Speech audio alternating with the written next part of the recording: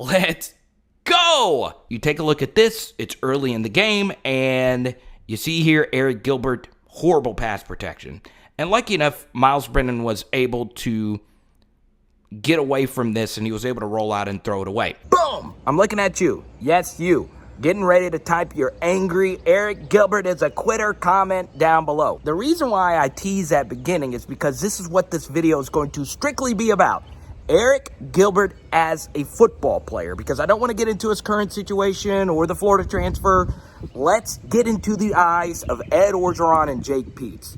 Maybe, and this is going to sound like a wild concept, this entire ordeal has little to do with Arik Gilbert, but more to do with what's left. This is Wide Receivers Week on this channel, and I know it's kind of weird to kick off Wide Receivers Week with a video about tight ends, but it actually all ties in, you see what I did there?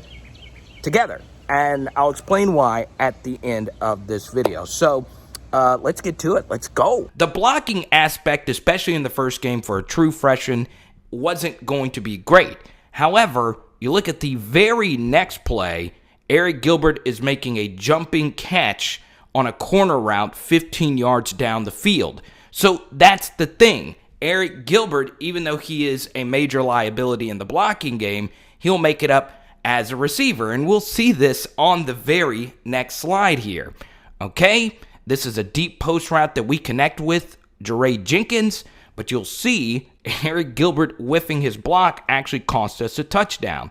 And he didn't really even whiff him. He actually engages his player. It's a lot better, but he then gives him, inside lane. It's debatable whether Myles Brennan should have sidestepped this way and bought more time, but he's trying to throw this football obviously pretty quickly to this post, and Arik Gilbert allows this guy to go inside, which is not the worst thing, but this is obviously just too easy. Myles Brennan gets crushed, but we're still able to complete this deep pass to Jaray Jenkins.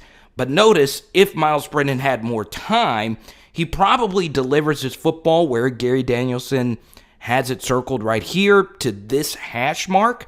If you hit Jaray in stride on this hash mark, he's probably scoring a touchdown.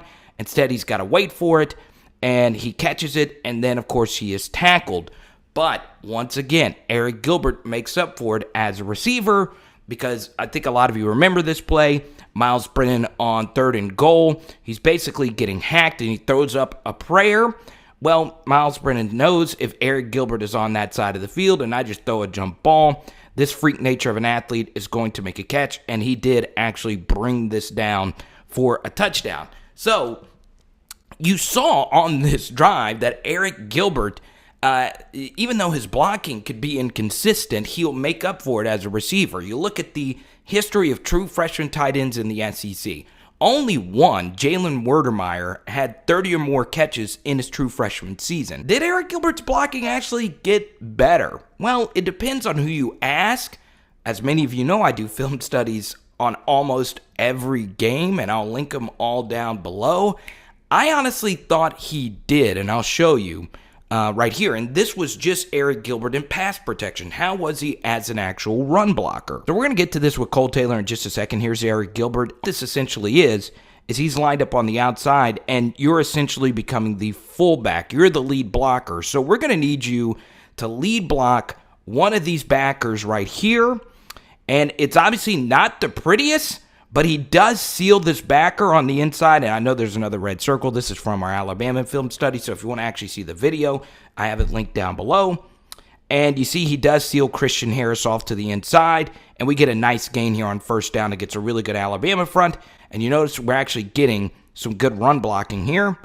But now, let's go to the John Emery touchdown. A lot of you remember this play, and I want you to notice how much better Arik Gilbert's football IQ got as the season began. Got better as the season began. This was by far LSU's best block play of the season, and I'll go into a deeper breakdown. Once again, I'll link it down below. And essentially, LSU gets a big break here. This guy right here was misaligned, so he runs to the other side of the formation, and then we get numbers over here. So, what essentially is going to happen here is Arik Gilbert's going to run up, and he does a very smart thing. A lot of receivers who don't see anyone blocked, they'll just keep sprinting downfield, which is not what you want to do, because sometimes when you just sprint downfield, there are guys from the backside of the play who can swoop in and make this tackle. And you'll see what happens here on the very next slide. So Arik Gilbert is doing just this. He is looking to see if he can help seal anyone. He's not just sprinting down the field, because where this play is designed to go is to the outside. Now, notice Alabama actually gets some decent surge here, but Liam Shanahan does a great job getting this guy down to the ground. And notice we get levels here. Now, you're going to notice something in this film study in just a second. Notice he had the easiest block on this play. Just get to the second level, and all we need you to do is just seal this guy to the outside. And this is everybody's favorite Alabama recruit, Dylan Moses, of course, from U-High and Baton Rouge. But notice he misses the block, but we get away with a clear hold here. But lucky enough, the refs didn't see it, and we're still able to score a touchdown. But anyway, the focus here is on Arik Gilbert. And guess what? He could have just kept sprinting, but he stopped to see if there was one of these guys that could just fly on in here to make a tackle. And he stops, and he gets the critical block on this play. Notice this alleyway we created. We're sealing guys to the inside, or to the outside here. Jason Hines gets enough of a hold on Dylan Moses, and Arik Gilbert, you'll see right here, boom, makes a critical block on this play at the second level. And yes, this was a great run by John Emery, but it took perfect blocking for him to get to this run. And I want to show you one more slide. I know a lot of us made a lot of fun of Kayshon Boutte and him dropping the ball before it gets into the end zone. I want to show you this piece of hustle right here. Kayshon never gave up on this play, and he actually made the block that ended up making this a touchdown. Look at this hustle. The focus of this is Arik Gilbert, okay? You could see his football IQ get better, and of course he missed some blocks against A&M, and he had a huge drop against Arkansas. But overall, him as a receiver, it changes the entire aspect of the game, because yes, if he occasionally misses some blocks, his ability as a wide receiver overcompensates for that. Now, alrighty, so we're going to go through these plays really quickly. Is Kole Taylor actually a good blocker? The answer is mostly no, but here's what we'll do. We're going to be fair to Kole Taylor. We're going to show you a few plays where he did block well. Now, I want you to notice the lineup here. Chris Curry, our third string back, is in. He's not as good as TDP or Emery. Jason Hines is out of the game. He hurt himself on a holding penalty at the 1 yard line, which is about the worst thing you could do as an offensive lineman. And he had a few other bad misses on this drive. So we are down to an offensive tackle playing guard basically for the first time in Cam Wire. But notice what happens here. We get a great double team here from Cam Wire and Austin Deculus. And you got to love this if you're LSU. We're getting some surge. We're pushing some guys out. And we're opening up this play side A gap for Kole Taylor to be the lead blocker. This is a critical block on this play. We need Kole Taylor to make it. And notice he actually does this time. Leads a wide open gap here. So all we need to really bust this off is just a little decent block right here. And we just need Chris Curry on a perfectly blocked play to make this safety miss. He's got plenty of room to maneuver and get past him. He can go pretty much either way here. And we get here, and the safety breaks down, and of course, he goes straight down. So, that goes to show you we need to make those safeties miss. And Ty Davis-Price did a really good job of that against Jay Ward in the spring game. So we get here, and this is 3rd and 7, 8:12 left to go. We really need Kole Taylor to make a critical block on this play. And here's the thing. It's not a difficult block. Okay? It's 3rd and 7. We're 5 of 8 on third downs this half. And Kevontre Bradford has already dropped a pass in this half. He also caught a touchdown a few plays beforehand, but he even bobbled that one. So you're going to see how that affects the timing of this play. But anyway, the way this works is Kole Taylor is going to block down on this outside backer, and we're trying to just throw this ball in the flats to Kevontre Bradford. So here we go. The ball is snapped, and we get lucky here. The key guy that we're blocking is not even looking at the snap of the football. They're not even ready. And this was a common thing for Florida. So we get a huge break on this play, right? So here we go. He's late getting out on this flat defender. So Trey Palmer is going to be blocking this guy. And what we need Kole Taylor to do is make this block on this defender. So here we go. And Kole Taylor is sizing it up. This should be easy. Now, obviously, you can't ear hold this guy like you could in the old days because this would be an illegal blindside block. So everything is looking pretty good here. We got Kayshawn blocking this safety. We got Trey Palmer coming around here. All we need Kole Taylor to do is block this guy. And here we go. Kole Taylor looks like he's ready to ear hold this guy. He's looking ready to make this block. It's not a hard block, okay? And it doesn't even have to be that big of a collision. But what happens? He whiffs him, okay, at a critical juncture in this game.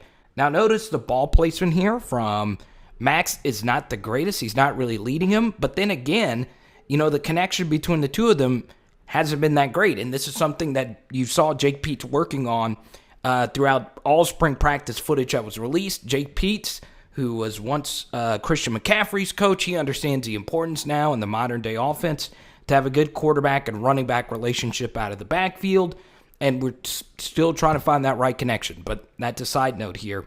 The big thing is this ball is slightly underthrown. You still need to catch it. And he probably would have caught it, but he felt the pressure of this guy. And look, he's looking at him. All right? And notice he is focused on this guy instead of catching the ball. All right? Now, I want you to notice how well this play was actually set up to be blocked. If he catches this cleanly, this would be a tough tackle to make versus Kevontre Bradford. And at the bare minimum, let's say he makes an open field tackle, Bradford catches this cleanly, he's getting at least 5 yards. Then we're able to go for it on fourth down. Nevertheless, whether or not he catches it or not is besides the point. You got to make this block. So here we go, a little bit earlier in the game, and what we need Kole Taylor to do here is essentially block this same guy, number 11. So this is going to be a run to the outside with TDP. All right. Notice we're getting surge. We're sealing guys. This is well done. And we get to this level. All right. And this is a number 11. This is number 16. Different guy. But you see this lane that is starting to open up here? Liam Shanahan has his guy sealed inside. Everything here is perfect. Once again, not physical. This is a guy that's undersized. This is a defensive back. It's one thing if this is a defensive end like we saw on the last play, but this is a defensive back. You notice he gets basically bullied back here, and instead of sealing this guy inside, we allow this defensive back to two-gap it basically. If TDP is to some reason bounce this thing outside, he would just disengage and make the tackle. If he is going to go inside, which his D-back clearly sees, he could just fight off this block and make a tackle, and that is exactly what happens. Kole Taylor gets pushed back by this DB. Once again, we need him kicked out this way, and TDP gets brought down right here. Now, I know what you're saying. Well, Carter, he was going to get tackled here anyway. Well, you don't know that. If you're getting chopped down at your leg like this, and TDP actually got hurt after this play. I don't know if this is actually what hurt him, but, we don't need our running backs to be getting chopped at our legs from the back, even though the block should have been easy. And, we want him going full speed at backers and safeties. Maybe he plants and cuts back through here. Maybe he's able to make this guy miss or push him forward, but instead he gets slowed down right here, and he gets chopped down before he can even go back at the backer. Boom! Look at you. In the middle of the offseason, you are a diehard LSU football fan, and you are the type of person I want to subscribe and ring the bell and come by our live streams. I want you to put your proverbial headset on and think of yourself as the great Steve Ensminger, the greatest offensive coordinator probably ever at LSU, the architect, along with Joe Brady of the 2019 LSU offense. And you're sitting here, it's probably a little emotional because you're thinking, is this going to be your final game against Ole Miss? And I want you to take a look at this formation. This is what you dream of as an LSU offensive coordinator. You work to get the defense into making mistakes such as this one. We have our 6th-string running back into the game, and Ole Miss has committed all these guys into the box. So let's do some simple arithmetic here. 1, 2, 3, 4, 5, 6, 7. There's a corner at the top of the screen. 8, 9, 10, 11. So, of course, his safety can always come over the top and help with Kayshawn right here. But if you are in this spot and you know that this bad corner is playing press man against a guy that's about to have 300 yards receiving, you should feel really good about this formation. But this is why you got to have a tight end that could block. Play action fake. We get exactly what we want. You got Kayshawn man-to-man on this guy who's about to be burnt toast. We get to here, and notice the protection. It's absolutely perfect. We got to trust this running back on this blitzing nickel, and what we need here is Kole Taylor to pick up this blitzer, okay? Not a difficult block. We don't need him to be Hercules here. We just need decent protection. That's all we're asking for, all right? But instead, he gives up his outside shoulder, and we olay him. I mean, look at this. Notice, everyone else does their job. Cam Wire at right guard. I'm very interested in that. And now we're reaching. And whenever you extend your arm like this, if this guy flails down, you can get held.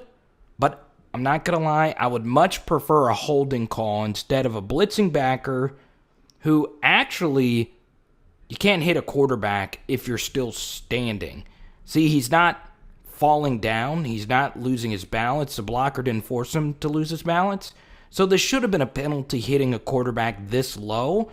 But the point is we whiff, and notice what happens. Kayshawn had a step on him. All right, you see the step right here? So if this ball is thrown out in this vicinity, we just need the ball to be in bounds. And it's likely to be a pass interference or a catch or whatever. Instead, the ball was sailed way out of bounds. We got Josh Williams in. So this is our 6th-string running back. So we need really good blocking for our 6th-string running back who's getting his first real game action in a competitive game. So, Kole Taylor's job is to block this guy, okay? We got to get to his inside shoulder. So notice, he is outside of Kole Taylor in this situation. So this is not the hardest block in the world to make. Ball is snapped. We get beaten to the point of attack. We have decent surge right here. And at the very least, if he just rams into here, maybe there's a gap. It's kind of hard to see from the non-end zone view. It looks like we have this guy sealed right here. Josh Williams is running through this B gap for a pretty big gain. Yes, actually he would have ran through there, but as you see here, we missed this block. And here's the thing. It's going away from you. So all we need is for you to just sprint.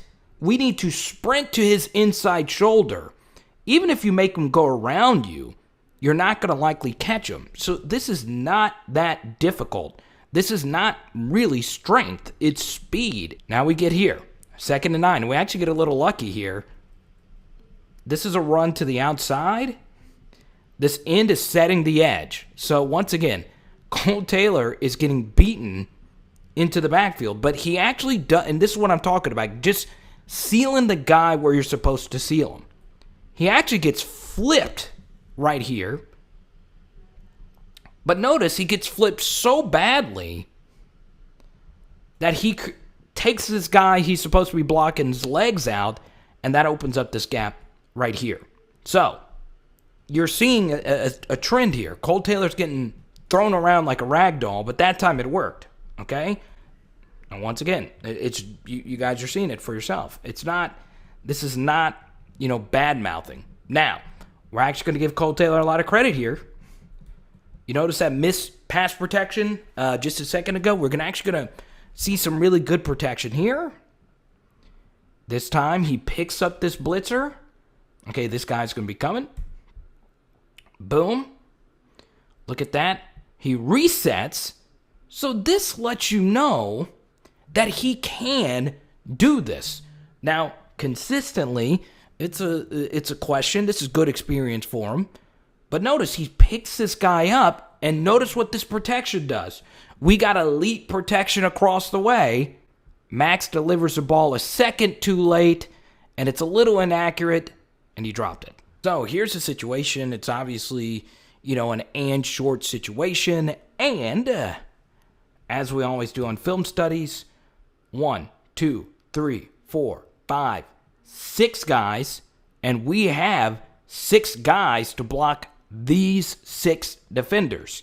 Okay, if you're Steve Ensminger, you gotta love what you see here. We're killing them through the air, and even though it's the red zone, they have 2 deep safeties. We have to be able to run against this front, especially if it's 2nd and 1. So, let's see how our guy does here, okay? Now, notice we're actually doing pretty well. We're trying to run through this side A gap, but what we need is this player to get kicked out, all right? Instead, Kole Taylor gets blown up here, and we actually lose this double team. What should have been done here is Ed Ingram should have sealed and helped Liam with this double instead of going to the next level. And this DT actually slips in to help make this play, but it was actually 46 who ended up making this play. Kole Taylor right here is getting blown up. Now, you see the time and situation. It is 6:43 left to go in this game. We are down by 8. They have scored 21 straight points or something like that.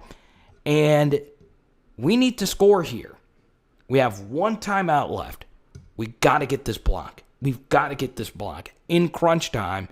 And in crunch time, I understand.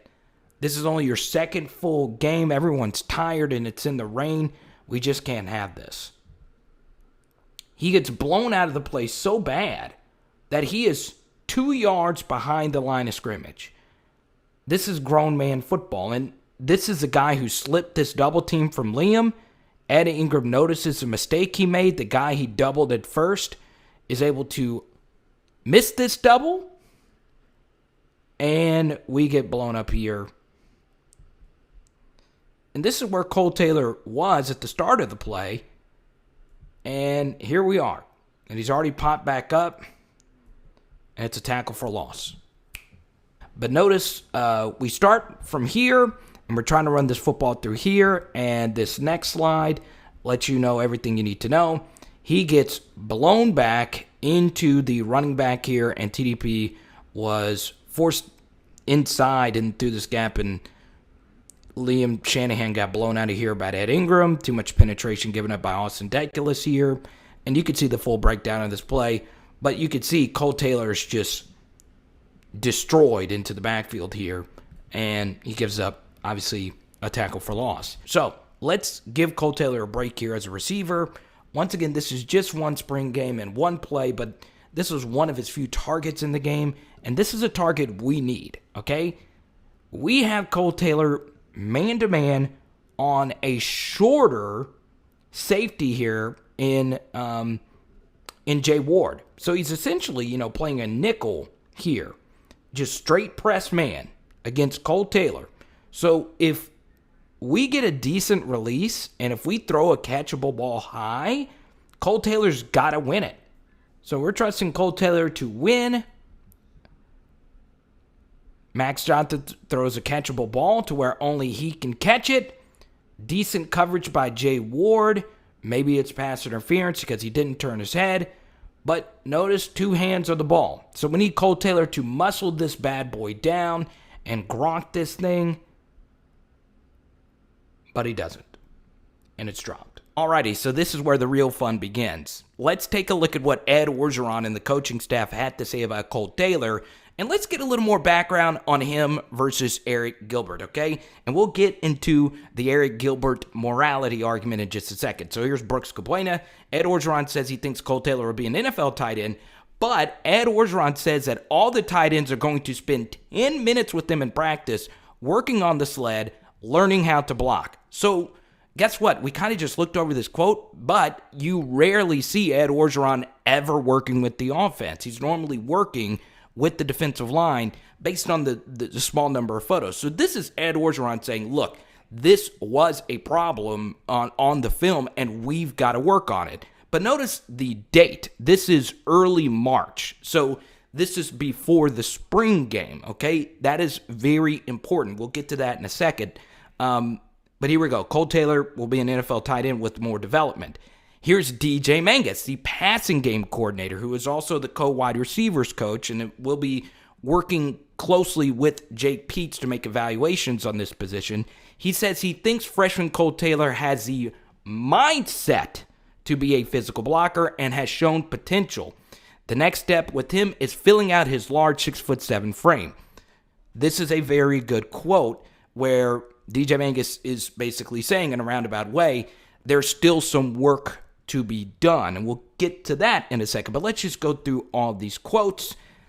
Ed Orgeron mentions freshman Jack Bech as another option at tight end. This right here from Brody Miller. I think he is probably the foremost authority on Kole Taylor because he wrote a very good background piece on Kole Taylor based with some background on Kole Taylor's upbringing in Colorado. It's a really good piece on The Athletic. And this is really fascinating. Matt McChesney has been working with Kole Taylor. Matt McChesney is a former NFL offensive lineman. And I love this kid you sent down here, Kole Taylor. This kid is going to be a stud. Okay, Alan Faneca, of course, the LSU Hall of Famer. Now, McChesney, in Brody's piece, is very high on Kole Taylor as a blocker, okay? He said he could be the next Gronkowski, and they wear the same jersey number. I think that is absolutely fantastic, okay? And this Brody Miller piece is just phenomenal journalism. And he gets into the background of Steve Ensminger going to Colorado, recruiting him, and it's great. And obviously I want Kole Taylor to succeed, and we do have some growing viewers in Grand Junction, Colorado. And I hope you guys aren't mad at me based on this video, because I hate being critical of LSU players. I say it all the time, okay? But there's also a brutal honesty to this, and you notice, based on those quotes, we have a head coach who normally works with the defense who is trying to address this issue. And, you know, DJ Mangus, you guys saw all the slides and all of that. But that was before the spring game. That's why those spring game slides are important, because Kole Taylor struggled in the spring game after all of those workouts. And that's the thing. You guys can see, if you put a piece together and put all those pieces together, you could see why LSU really wants Arik Gilbert back. Yes, he's a headache, and yes, he himself is a sublime talent, but based on the LSU's tight ends room, there is a reason to panic, especially if you want to bring back the 2019 offense to a T, because guess what? That offense had Thad Moss on the field 85 to 90% of the time, and he can not only block, but he can also catch, of course, with his LSU record-setting 47 catches in 2019.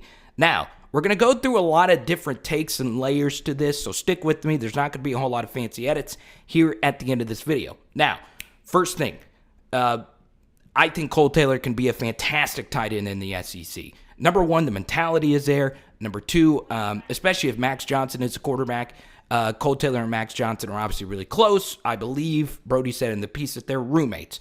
Also, number three, I give Kole Taylor some much-needed defense here, because Arik Gilbert put him in a crappy spot. He put the team in a crappy spot. So much so that we have to be honest about LSU winning the final two games. I understand that it's a convenient narrative to say that we won the final two games without Arik Gilbert, because that is true. No one player makes a team, and we can win those final two games without Arik Gilbert. We also won the final two games without Derek Stingley Jr. Just because you won the game doesn't mean you are better without those players. Also, this is very key. You saw Arik Gilbert or Kole Taylor in these two games make a lot of mistakes against Ole Miss and Florida that potentially cost us points. Well, they did.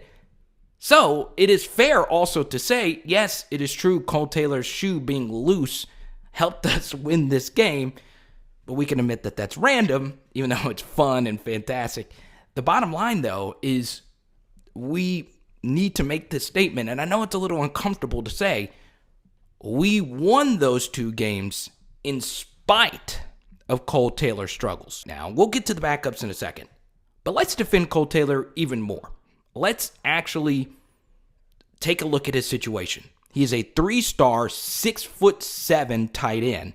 So blocking is, of course, going to be an issue, especially if you haven't been playing all season, especially when the guy that was your primary recruiter, John DeCoster, who was the graduate assistant tight ends coach, he left with Joe Brady. Of course, Joe Brady went to the Panthers, and DeCoster went to Old Dominion, and now DeCoster is in the NFL. So that lets you know that a really talented tight end coach who helped mold Thaddeus Moss into who he is now also left and went on to the NFL. He left, and Steve Ensminger, who is a former tight ends coach himself, didn't get to work with Arik Gilbert or Kole Taylor before the season. And on top of that, maybe the most important person in this entire equation, Tommy Moffitt, who is the guy whose job it is to change the bodies of the players in order for them to play at the Division I level. Kole Taylor's body probably needed the most transformation out of any of the players out of that true freshman class. Well, he didn't get the opportunity to bulk up, and that's why you heard DJ Mangus say what he said. So those are 3 big-time asterisks whenever you criticize Kole Taylor, like, of course, I've done in this video. That is me defending him as far as his current situation. Also, this is a defense as well. Most guys aren't ready until year 3 anyway. Most guys don't hit the prime of their college career until year 3. You might start seeing some promise in year 2, but most guys are not Derek Stingley or Kayshon Boutte. Most guys need some time to mature and their bodies to change and get used to the Louisiana environment and the lifestyle or whatever. Kole Taylor's probably a year 3 guy before he hits his prime, okay? So all those things considered, we now have to take a look at this situation in the minds of Ed Orgeron. Let's go back to the very beginning of the video where we said this very honest statement.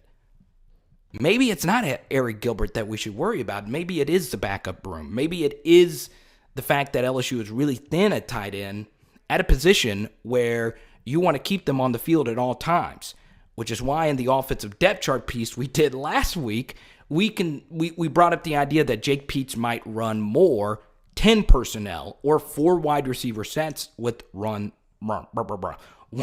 running back. So keep that in mind as well, because LSU obviously has a really deep wide receiver room, which leads us to this Jack Bech, a tight end wide receiver hybrid who only played wide receiver at St. Thomas More. I know Ed Orgeron's really high on him, and he is also a guy that could get some more snaps, because here's the thing. If Kole Taylor can't block and he's not a plus receiver, I'd rather have someone that is not a great blocker but is a better receiver in his absence, in his place. So that is what LSU's going to have to weigh, and that's the bottom line. So, yes, I understand that this video could be a criticism, and I understand that this is going to anger a lot of you guys and say, well, Arik Gilbert didn't do what's right. Now, let's get to Arik Gilbert. Let's talk about morality and doing the right thing. Arik Gilbert has not done the right thing. He quit on his team and put Kole Taylor in this bad position. Would I rather Kole Taylor be the answer at tight end instead of Arik Gilbert? Absolutely. I think a lot of you would rather that be the case, especially when Arik Gilbert already said that, look, I'm not only going to quit on you with 2 games left, also said, forget you guys, I'm going to Florida, a team that you have to play every season. The team that, by the way, I quit on you before you played them. But I couldn't get in there for whatever reason. And now I'm begging to come back. Trust me, that makes me as comfortable as it does you.